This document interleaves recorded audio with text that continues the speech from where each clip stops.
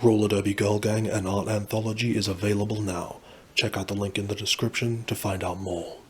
This is just going to be a quick flip through of The Legend of Korra, The Art of the Animated Series, Book 3, Change, and Book 4, Balance. And the reason this isn't going to be a full review of both books is simply because everything I said about books 1 and 2 completely apply to these two as well.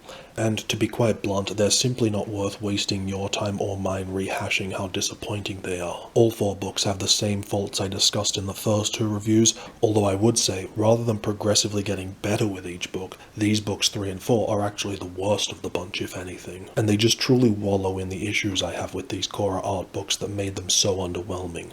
Basically, the books are incredibly boring, focusing almost entirely on presenting final designs looking like they've been taken straight off screen and onto the page. It's the most defining feature of these books, this endless parade of final character model turnarounds and expressions. Even the environmental and background paintings, while often quite beautiful, I personally feel are rather dull, lifeless, and looking exactly like you've already seen in the episodes. And so overall, I just found all 4 books to be unrelentingly boring, inspiring very little real interest or excitement, which is really weird because visually the design work on the show is phenomenal and looks so great, but that's just not being explored or expressed well in these books. Speaking of which, the commentary throughout from the show's creators, Brian and Michael, continues to be overwhelmingly extremely poor. Yes, there are some fantastic little insights and Easter eggs they point out, but the vast majority is just frivolous and banal, which is such a shame because they otherwise come across as really open, genuine, down-to-earth guys,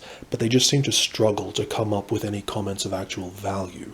Really, by this stage, the only thing I can compliment the books on are the continued high-quality physical properties of the book and the fact that there's 0 blank space. I was ecstatic when I realized they were going to be releasing 1 art book per season for KORRA, as that's something that almost never happens with animated series, only to be disappointed with how underwhelming, uninspiring, and uninteresting they are. Although, to be fair, I do think it's very important to point out that most of the things I've criticized these books for, especially the number of final character models and turnarounds and such, are certainly not problems unique to these KORRA books. Sadly, this seems to be the standard lazy approach used by the vast majority of art books for animated TV shows, which do the exact same thing. Most of them far, far worse, in fact, which is why I don't even bother picking them up. So I guess I could say that by comparison to plenty of other TV animation art of books, these KORRA books are much better, but only by comparison. In and of themselves, they're just not great art books. In the review I did on the second book, I mentioned that I would still recommend the books to fans, but now looking back, that's not an opinion I hold anymore.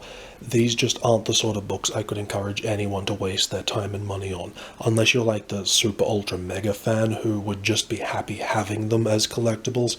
But I mean, I consider myself a huge fan of the show, and even though I've already bought them, I'm still not going to hang on to them because I honestly don't even think they're worth the shelf space.